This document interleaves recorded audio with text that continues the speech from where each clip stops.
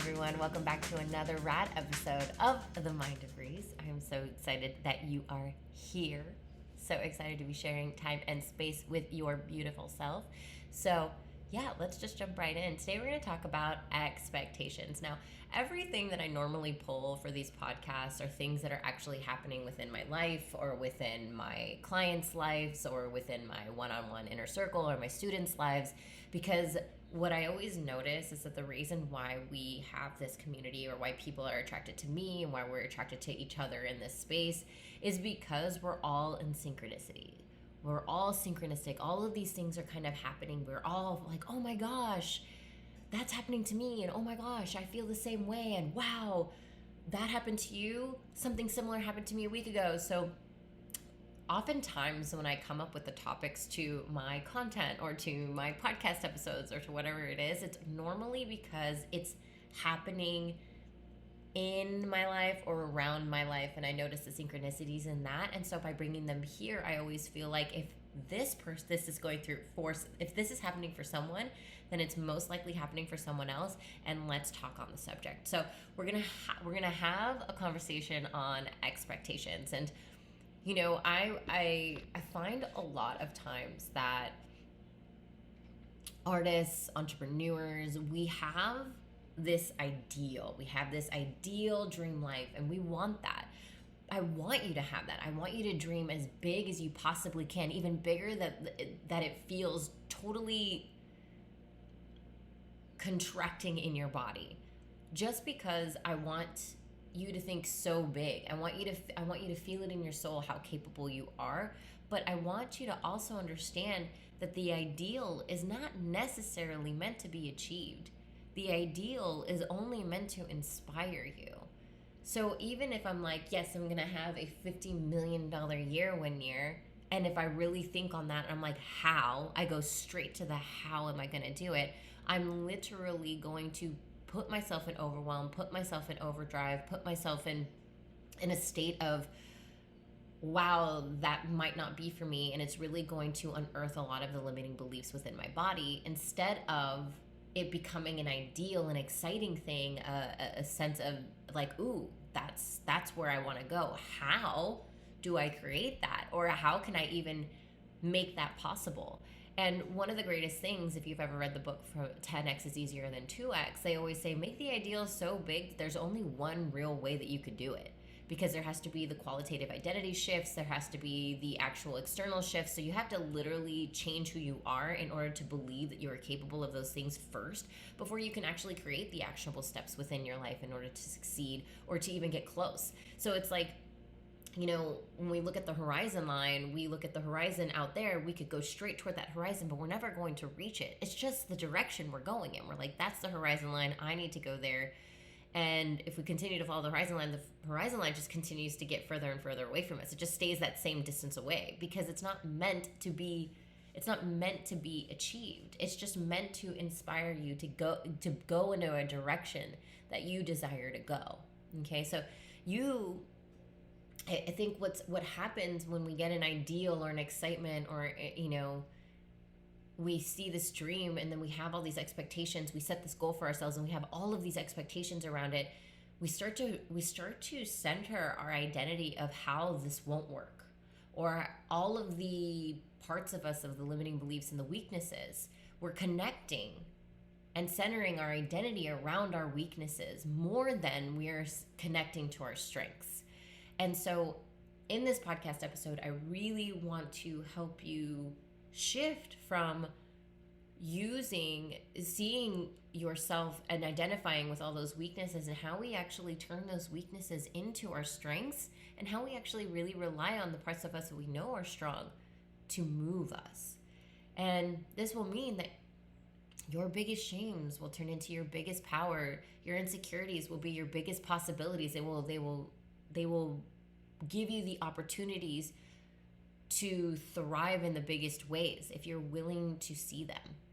And when you can have that healthy integration, you can have that healthy integrative part to yourself, those shames, those insecurities, and integrate them, and it becomes like a really healthy way to embody them, a lot of times we try to eradicate everything. We try to get rid of, right? Like we're trying to get rid of feeling weak. We're trying to get rid of feeling failure. We're trying to get rid of feeling shame, get rid of feeling insecure.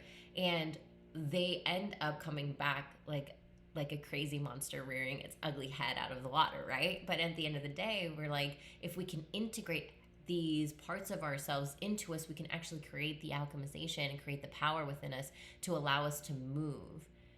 Because you're exactly perfect as you are, with all the things that are going on that you feel that are imperfect. You are whole. You're intrinsically whole already.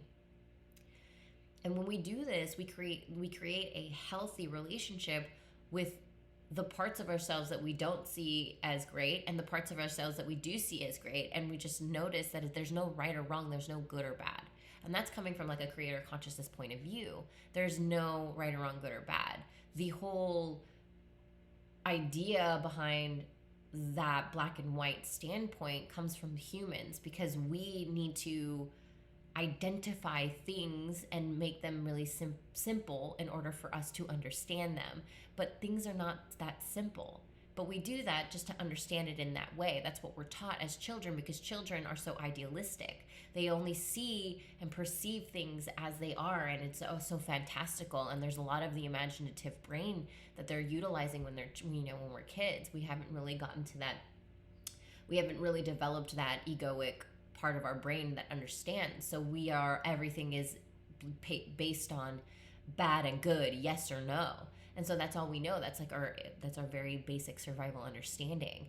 And so when we think of all of these parts of us, we have this sense of like good or bad, yes or no. And really we can actually be connecting them and seeing an ideal, seeing a dream, creating that goal, and not putting so much emphasis on the expectation or the outcome of that goal. Because oftentimes the reason why we don't actually take action toward those ideals or toward those goals that we have, or maybe we half-ass it, or maybe we give ourselves some sort of excuse as to the reasons why it didn't work out, is because we are in avoidance of failure.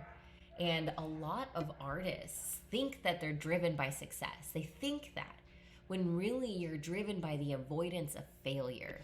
And when you learn to use success as your driving factor, because it is your version of success based on your values, your success takes on more excitement, more meaning, and more joy. Why? Because when you play to win, you are more likely to enjoy the process, because your efforts are fueled by optimism and reward seeking and innovation and creativity. But when you avoid failure, when you're playing not to lose, whatever that might mean for you, you are more likely to experience stress and worry, because your efforts are fueled by fear. So if I'm trying to avoid shame, pain, insecurities, if I'm trying to avoid failure, I'm always going to have an avoidant relationship with my goals. I'm always going to have, it's not even going to be a goal. I'm not even going to have any goals. All I'm going to do is be like, I fear this. I fear not making money. So I am going to do all of the things in order to avoid being poor. And that could mean I'm not going to invest any money into myself, because I don't want to put money out there because I don't think I'll get it back. I'm not going to invest my energy into learning something new, because I have to invest all my energy in trying to chase people into my inbox. I'm not going to invest my time into practicing my tattooing, because I am so afraid that I'm not making money. That's all where my focus is. It's like these avoidant patterns that we have within us. We think we're excited for success, but when really we're just avoiding the failure. We're avoiding feeling the failure. It's not even the failure itself. It's avoidant of feeling the failure, because we put so much emphasis on what it means about us and what others think it means about us, when really it's like not what others think it means about us. It's what we think others think about us. That is what you believe you are. It's not what you think. It's not who you think you are. It's not what that person thinks you are. It's what you think that person thinks you are is who you are. Wrap your mind around that little nugget. because we are so ingrained in the survival first chakra of belonging is life and rejection is death. And if we feel the sense of rejection, we try to avoid feeling rejected from the tribe.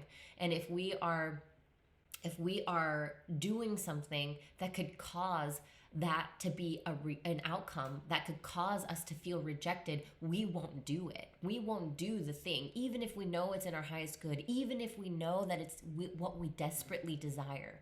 We won't do the thing. And sometimes, and oftentimes, we are so obsessed with our weaknesses, we're so obsessed with our insecurities by being so avoidant of them. We think about them so much because we try to avoid it so much. It's like tamping down the feeling or trying not to think. You're like, I'm not going to think negative thoughts. I'm not going to think negative thoughts. And all you're doing is saying, I'm not going to think negative thoughts. But yet you're literally saying the word negative thoughts. And that could continue to. So it's like, I'm not going to think negative thoughts. But if I'm focused on negative thoughts, of course, negative thoughts are going to perpetuate into my life. And then other things are going to perpetuate into my reality. You know, when I'm an avoidant, I'm actually not avoiding the thing. I'm actually really ingrained into it. I'm obsessed with it. And when I become that level of obsession, the universe doesn't know the difference between obsession over something negative or positive. It doesn't understand negative or positives. That's a human thing. It only understands what you're focused on. It's like, oh, she's focused on this. It means she wants more of that. Okay, cool. Well, then let me give her more. And so when we're avoiding, we're really just, it's like I'm an avoidance of pain. So when you avoid failure, when you're trying to avoid failure, trying to play not to lose, you're fueled by fear. And when you understand that you are the only person who oversees defining what's most meaningful for you, you connect to the power of embracing success on your own terms. And as you continue to succeed on your own terms, you build a confidence that's all on your own. One that external accolades or goals or achievements have no say in. External wins and loses don't make or break you when you're connected to your inherent self-worth. And those that play to win, that are driven by what could be instead of what they hope won't be, turns out failure is just not that big of a deal. You're not like a sore loser about it. All of the setbacks are experiences for opportunities, for growth, for learning. And it's not that you can't be disappointed, but it's that you're in appreciation with the things that you're learned, and the thrill of that really outweighs any disappointment. And what's so sad is that people hold themselves back because they are afraid to fail. But when you learn to extract meaning from the process instead of the outcome, you can't fail. It goes back to finding the meaning. Doing what you love, what fuels you, is success. What fuels you is success. The thing that drives you, your second chakra, with the wants, the desires, you're like, yes, I'm passionate about this thing, I'm going to move towards it. That's success in and of itself, just to declare it. If you achieve it, awesome. If you don't, awesome. What you learn, the opportunities that you've received just by moving, just by taking the journey to go toward it, is an up-levelment in your entire being. People look at up-levelments. People look at success as something outside of them. It's like I can't express this enough, that your success is internal. It's something you get to choose. And the reason why we look at success outside of us is because we have so many people in the outside world talking about money, talking about things, talking about houses, talking about traveling a lot. And don't get me wrong, I love to talk about that shit because that is a success to me. I look at this and I'm like, cool. In my human reality, I'm so excited to go toward these goals. And when it happens, I'm stoked. I make it happen. It's not some Pinterest vision board that I have. I don't have the vision board. I am the vision board. I am the person that just makes shit happen, because it doesn't matter if it happens or it does. It doesn't matter of the success, or if it matters to, what matters to me is how much I can grow within the journey.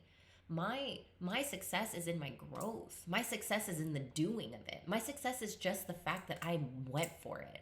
That's successful in and of itself. Just the fact that I declare it out loud. Yes, I'm going to make $1 million this year. yes, I noticed that like if I'm going to really look at the numbers and see how I could do that, it's going to be, I'm going to have to shift a lot of things, and I'm already moving them. And so it's one of those things where I'm like, but if I get it there, if I get there, does that make me a failure?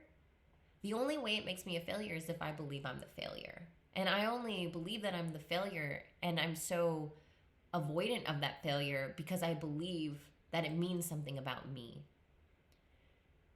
When actually, if you fail, yeah, it might mean something about you. It means that you fucking tried. It means that you were willing to bet on you. And it means that at the end of it, you're like, wow, I actually didn't die after this.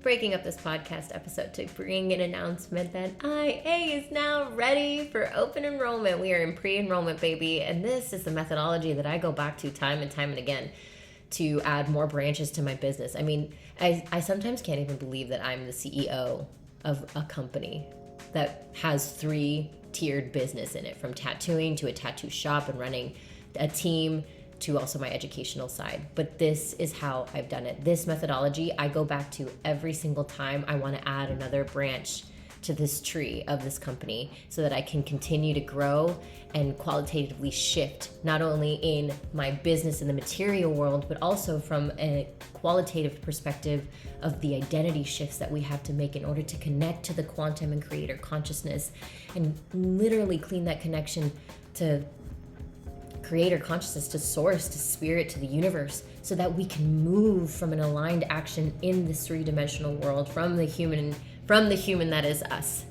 That is how we create soul-aligned businesses. So if you are looking to cultivate the confidence, the self-worthiness, and the success mindset that you truly own who you are, if you're ready to become a magnet to your soul community and your soulmate clients, to share your unique message and artwork in a creative way, raise your prices, start making 10K, 15K, 20K months, start booking out months and months in advance, creating the structures and systems so you can buy back more of your time and create more freedom so that you can build even bigger.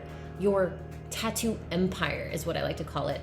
Get on it now. And if you're hearing this is most likely after our big sale where I'm offering a free one-on-one with me, which is a $444 value. That's a one-on-one with me that I'm going to give to you for free, plus booked out, which is a $666 value. So all in total, it's $1,444 in bonuses and sales. So you're not going to want to miss this. If you heard this here and we're not offering it anymore on the website link, which you can find in the show notes, you can DM me and I will give it to you. That's right. It's because I love you so much. So I'm hoping to see you in there. We start August 30th. Let's go. Nothing happened. I mean, I may have lost a lot of money, or I may have lost some time or energy. I could have done this and this and that differently. We can look at it from a constructive, objective place, but it doesn't actually mean anything about you, your wholeness, your worth, your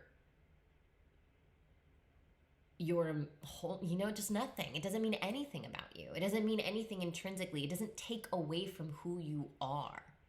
What you were born intrinsically wealthy. You were born whole. You were born worthy.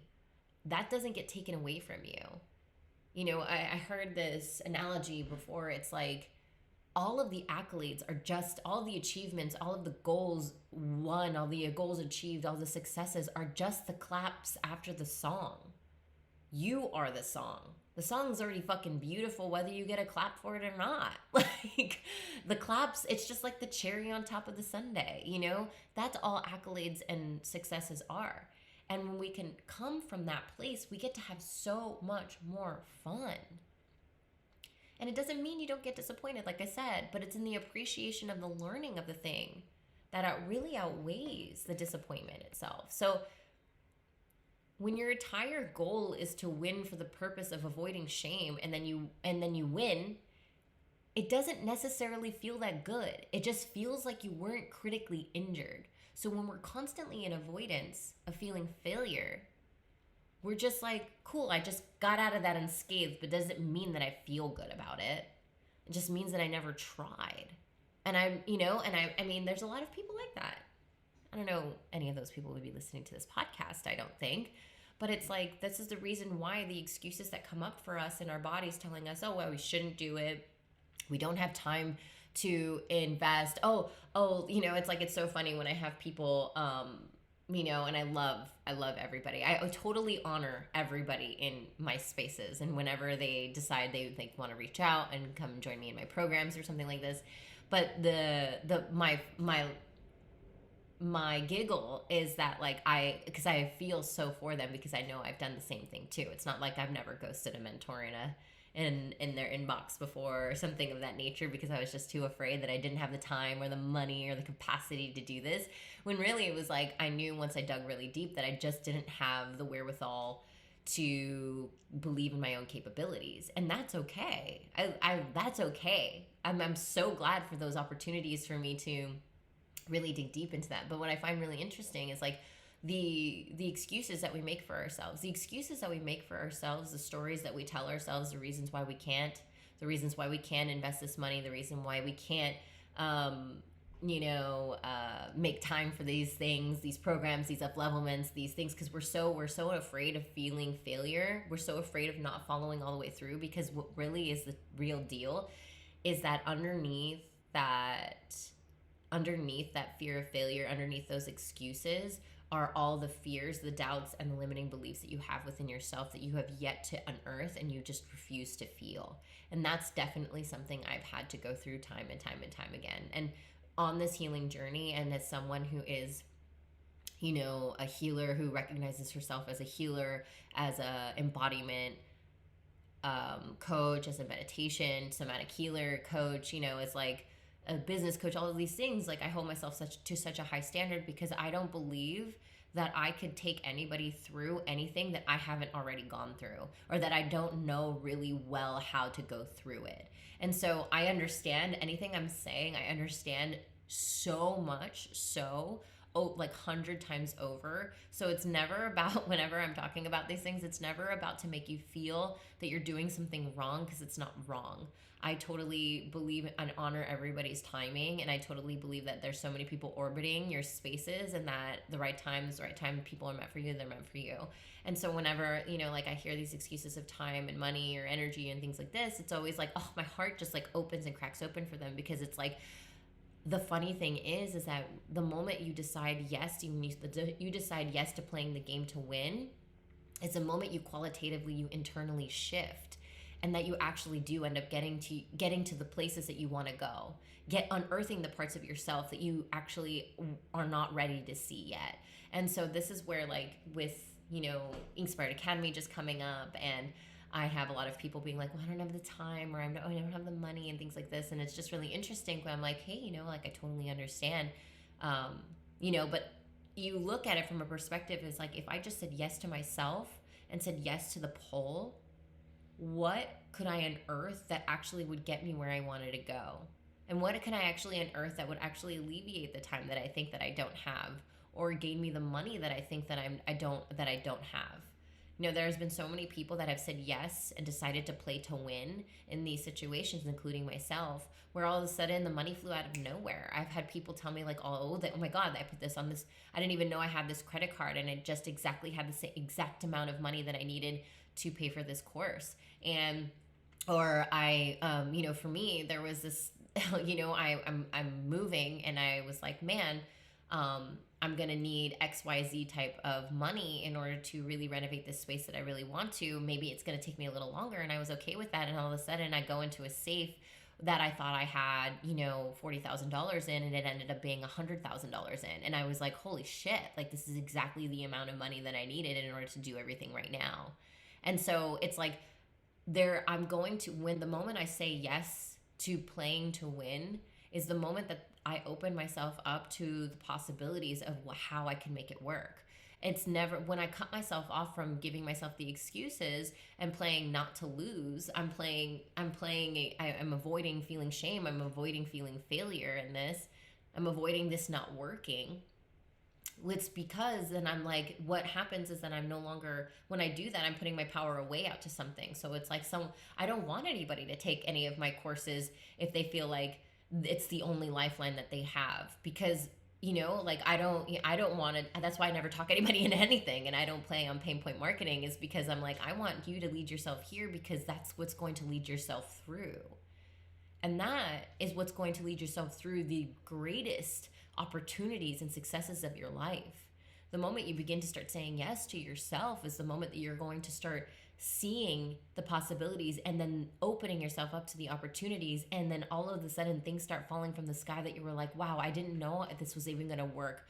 I said yes to something before I had the money. I said yes to something before I had the time. I said yes to eat. I said yes to something before I truly even believed in myself. And that's where we win. In that moment, in that declaration, in that instance, you automatically, intrinsically change your energetic frequency to open yourself up to the possibilities that are just awaiting you. So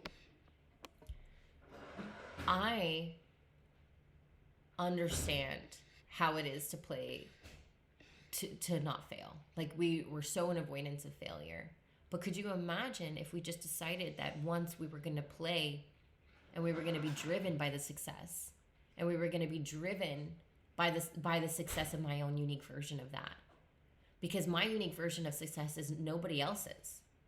My values are nobody else's.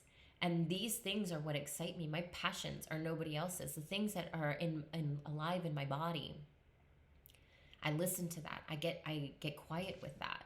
And this is something else that I see. I love podcasts, and I love all the trainings, and I love all of the utilization of logic, of logos, of really getting into the mind and breaking things down and making them into 1, 2, 3 simplistic things. Like I love to do that.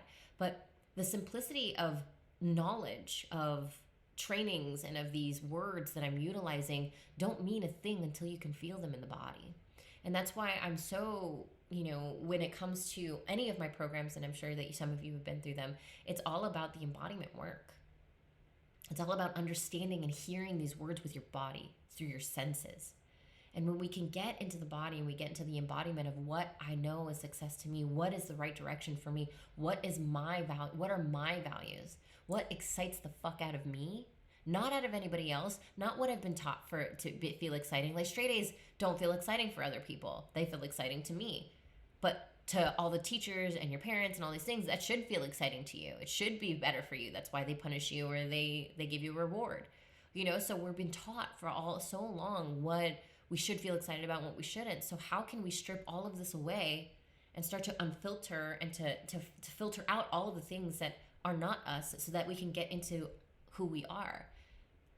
And getting that connection with intuition is really what's going to help you master all of the things that you desire. And even if you're because you're driven by passion, and because you're driven by joy, and the thing you're doing brings such meaning to your life, when we're doing things based off fear, when we're doing things in avoidance of pain and avoidance of failure, of course nothing's going to feel fulfilled, because all I'm doing is avoiding the lion around the corner. That's all I'm doing. I'm not actually feeding myself and looking for food. I'm just avoiding not getting eaten.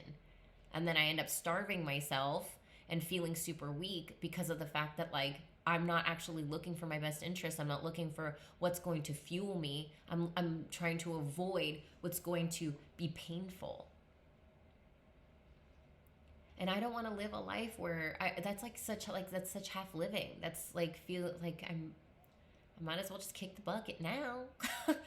Because if all I'm going to be doing is stressing out about the things I don't want to happen, I'm only going to perpetuate more of things that are not happening. And then it's just going to stress me out, and it's a vicious cycle. So my biggest thing is to feel inside the body. Let's get into the body. Let's get into ethos. Let's really get into the body. Breathe in and breathe out. And asking ourselves, what do I really want? What excites me? Who am I? I get full body chills just asking myself these questions right now. I'm like, fuck, these are good questions. I'm really answering them. I'm feeling them in the body. I ask myself and I allow the feeling to come in. The feelings of the body are messages all the feelings you have are messages from the body and are connected to source wisdom. They're connected to your intuition. And they're trying to tell you something. You just have to get quiet enough to hear them. And when you get quiet enough, you are allowing the wisdom within you to guide you, because you are not alone. You are not a failure. You are intrinsically whole. You are worthy of everything you desire, and you're in community with the very life force that created you. You are an extension of the Creator. You are meant to be here and do amazing things on this life, because the very fact that you're breathing is evidence of that. So you're already winning. You're already winning just by breathing. Everything else is just the cherry on top. So moving and unearthing and peeling back the layers of all the limiting beliefs and the insecurities that cause you to be in avoidance, in an avoidant relationship. It's like, let me avoid, like if I was in a romantic relationship, with my man, I am in a romantic relationship with my man. If I was in this romantic relationship with this, with my human, and I avoided him all the time, don't you think that he's going to get over the fact that he actually is like, well, she doesn't really want a relationship with me. She keeps avoiding me. She keeps pushing me away. She keeps reacting. She's very reactive whenever I come close to her. She's like a scared animal. Always in flight or fight. Yeah, a man's going to be like, okay, well, I'm just going to back up and I'm going to walk away and I'm going to go find someone that actually wants to be around me, because you're giving me mixed signals here. You said yes to wanting to be with me, but yet you're not ever with me and you're avoiding me all the time. So I'm just avoiding. I'm avoiding having conversations with this person because I don't want them to think something about me. I don't want them to know something about me. This is the kind of relationship that you're having with your business. This is the kind of relationship you're having with your dreams, with your goals. You're like, I have this goal to have a successful tattoo business. And whatever that means to you, I'm paying my bills. I'm making enough money to have a roof over my head, to feel freedom, to feel like I'm not worried. But yet, I am so afraid of feeling worry that I'm avoiding feeling worry. So I'm not actually going to take the actionable steps to create change within my life. So instead, I'm just going to continue to stay worried and stay stressed and stay overwhelmed.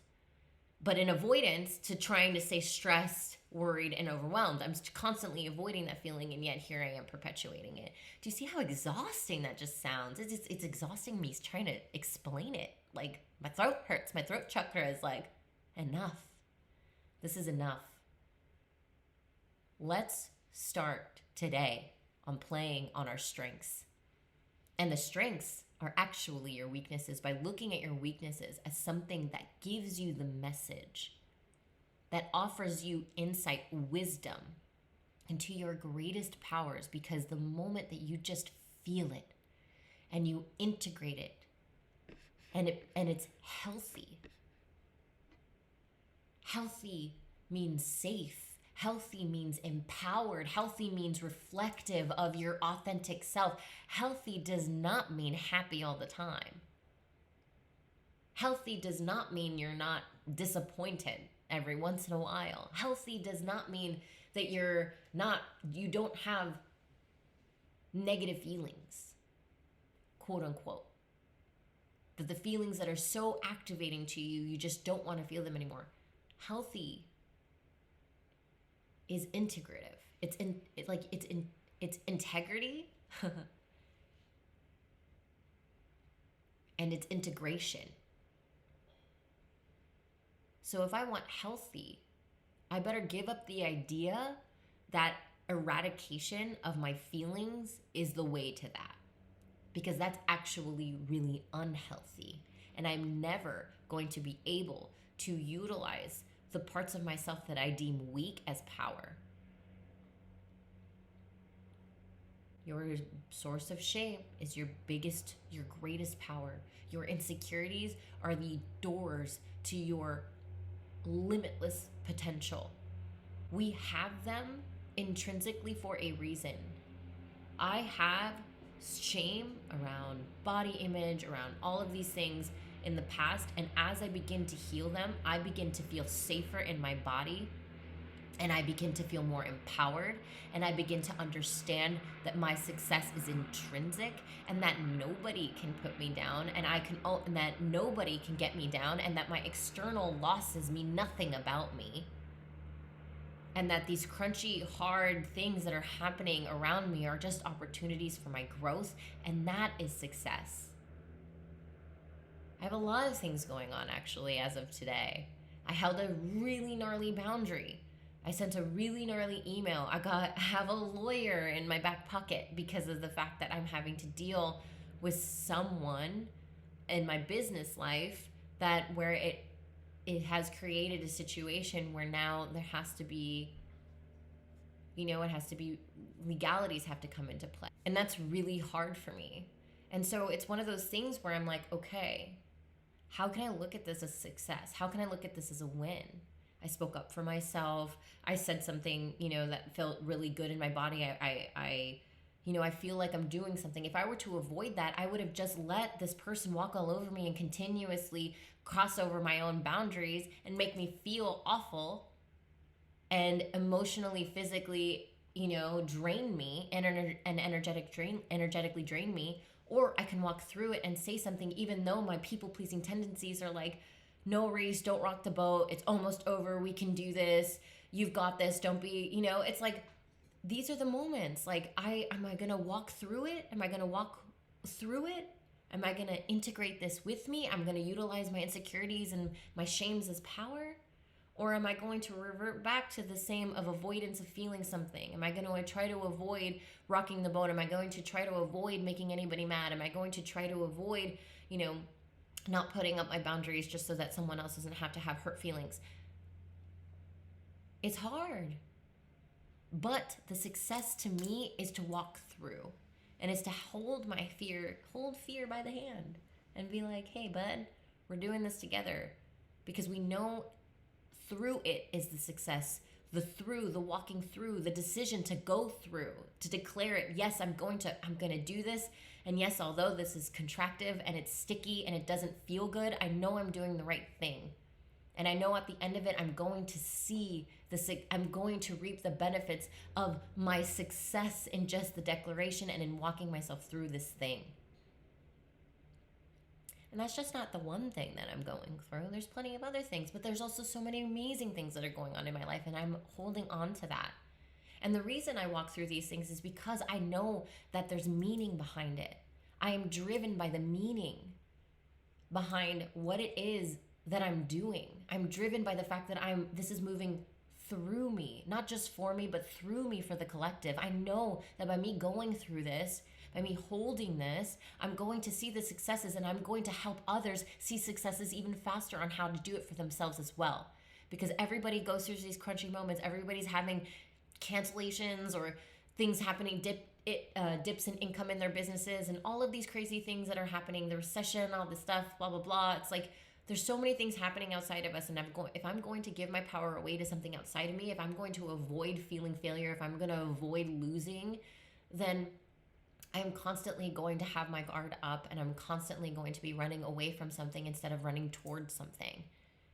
And I don't want to live my life where I'm running away from something. I want to always be running towards something that lights me the fuck up. And if I know that going through this is in that direction of lighting me up, is up-leveling me in the leader that I desire to be, then I'm going through, baby, and I hope that you're coming with me. I love you guys so much. I hope that this was super supportive as always. I love hearing your comments. I love hearing your DMs. If you love this episode, please let me know and send it off to someone else. And if you give me 5 stars and you rate this podcast episode or this podcast in general, and you want to take a screenshot and send it to me, I love giving away books and gifts and stuff like that for people that really support the podcast, because the more you support it, the better I can continue to come here and give you all that good stuff. So love you guys so much, and I will see you in the next episode.